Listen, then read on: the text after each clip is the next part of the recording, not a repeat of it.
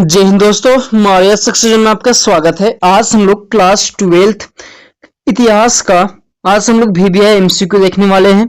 यह जो MCQ होने वाला है यह 2023-24 के प्रश्नों पर आधारित होगा, जो आप लोग के एग्जाम में बेहद ही उपयोगी साबित होगा।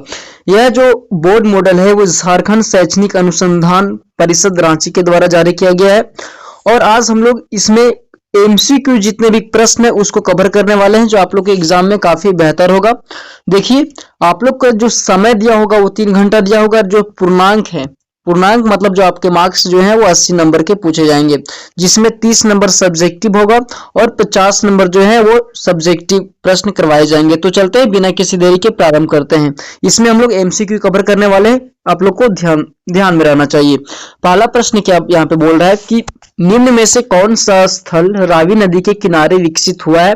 देखिए, निम्न में से कौन सा जो स्थल है वो रावी नदी के किनारे विकसित हुआ है, तो आपका राइट आंसर हो जाएगा हड़प्पा। जी हाँ, हड़प्पा रावी नदी के किनारे स्थित है, वर्तमान समय में पाकिस्तान में पड़ता है। क्वेश्चन नंबर 2 की हम लोग बात करते हैं कि हड़प्पा सभ्यता का सबसे बड़ा स्थल कौन सा है। जी हाँ, हड़प्पा सभ्यता का सबसे बड़ा स्थल कौन सा है, तो आपका राइट आंसर हो जाएगा हड़प्पा। जी हाँ, आपका राइट आंसर क्या हो जाएगा हड़प्पा, क्योंकि हड़प्पा सभ्यता का सबसे बड़ा स्थल हड़प्पा ही है। यदि ऑप्शन में यहाँ पे राखी गढ़ी दिया होता तो आपका राइट आंसर राखी गढ़ी हो जाता है, लेकिन इस प्रश्न के अनुसार से आपका जो राइट आंसर हो जाएगा वो हड़प्पा हो जाएगा। सिंधु घाटी सभ्यता का सबसे जो बड़ा शहर है इस ऑप्शन के अनुसार से, तो वो हड़प्पा हो जाएगा।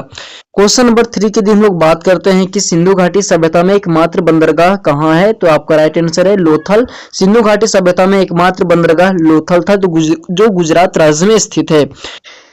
क्वेश्चन नंबर 4 की बात करते हैं कि बौद्ध साहित्य के अनुसार भारत में कितने महाजनपदों का विकास हुआ है, तो आपका राइट आंसर हो जाएगा 16। बौद्ध साहित्य के अनुसार भारत में 16 महाजनपदों का प्रादुर्भाव हुआ है, जिसमें मगध महाजनपद बहुत ही मजबूत था, बहुत ही शक्तिशाली था।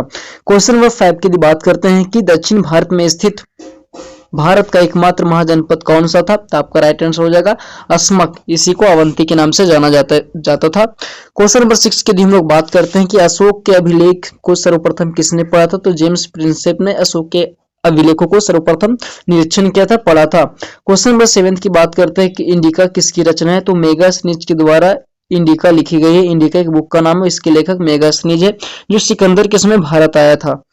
क्वेश्चन नंबर 18 की क्वेश्चन नंबर 8 की बात करते हैं कि महाभारत का युद्ध कुरुक्षेत्र में कितने दिनों तक चला था। देखिए, महाभारत का युद्ध कुरुक्षेत्र जो वर्तमान समय में हरियाणा में पड़ता है, यह कुरुक्षेत्र में महाभारत का युद्ध 18 दिनों तक लड़ा गया। ऑप्शन नंबर बी आपका राइट आंसर हो जाएगा। क्वेश्चन नंबर 9 का बात है, क्वेश्चन नंबर 9 का प्रश्न है कि स्तूप किस धर्म से संबंधित है, तो आपका राइट आंसर हो जाएगा जो स्तूप है वो बौद्ध धर्म से संबंधित है। ऑप्शन नंबर डी आपका राइट आंसर हो जाएगा। क्वेश्चन नंबर 10 की बात करते हैं कि महावीर स्वामी का जन्म कहाँ हुआ था। जी हाँ, महावीर स्वामी का जन्म कहाँ हुआ था, आपका राइट आंसर हो जाएगा कुंडल ग्राम में।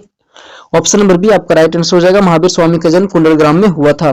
क्वेश्चन नंबर 11 के दिन हम लोग बात करते हैं कि मुक्तिदाता की कल्पना बौद्ध धर्म की किस शाखा में की गई है, तो आपका राइट आंसर हो जाएगा महायान शाखा में। क्वेश्चन नंबर 12 की बात करते हैं कि प्राणों की संख्या कितनी है, तो हमारे जो प्राणों की संख्या है वो 18 है। ऑप्शन नंबर डी आपका राइट आंसर हो जाएगा। क्वेश्चन नंबर 13 की बात करते हैं कि अल बरूनी किस भाषा का जानकार नहीं था, मतलब अल बरूनी को किस भाषा की जानकारी नहीं था। देखिए, अल बरूनी तो इराक का रहने वाला था, लेकिन उसे किस भाषा की जानकारी नहीं थी, तो आपका राइट आंसर हो जाएगा ऑप्शन नंबर सी, यूनानी भाषा का उसे जानकारी नहीं थी। क्वेश्चन नंबर 14 की बात करते हैं कि इब्न बतूता ने किस पुस्तक की रचना की थी, तो इब्न बतूता के द्वारा रेहला, जी हाँ, रेहला नामक पुस्तक का लिखा गया था इब्न बतूता के द्वारा। क्वेश्चन नंबर 15 की बात करते हैं कि पीर का अर्थ क्या होता है। जी हाँ, पीर का अर्थ गुरु होता है। ऑप्शन नंबर 16 की बात करते हैं कि प्रसिद्ध सूफी संत मोइनुद्दीन चिश्ती का दरगाह कहाँ पर स्थित है, तो आपका राइट आंसर हो जाएगा राजस्थान के अजमेर में।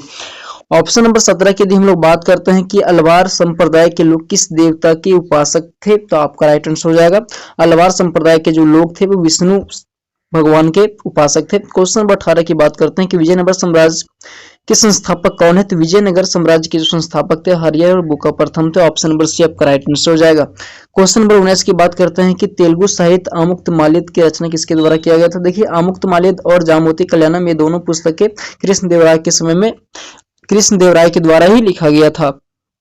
क्वेश्चन नंबर 20 की बात करते हैं कि अकबरनामा का रचना किसने किया था, तो अकबरनामा का जो रचना किसके द्वारा किया गया था? ऑप्शन नंबर डी, अबू फजल के द्वारा किया गया था।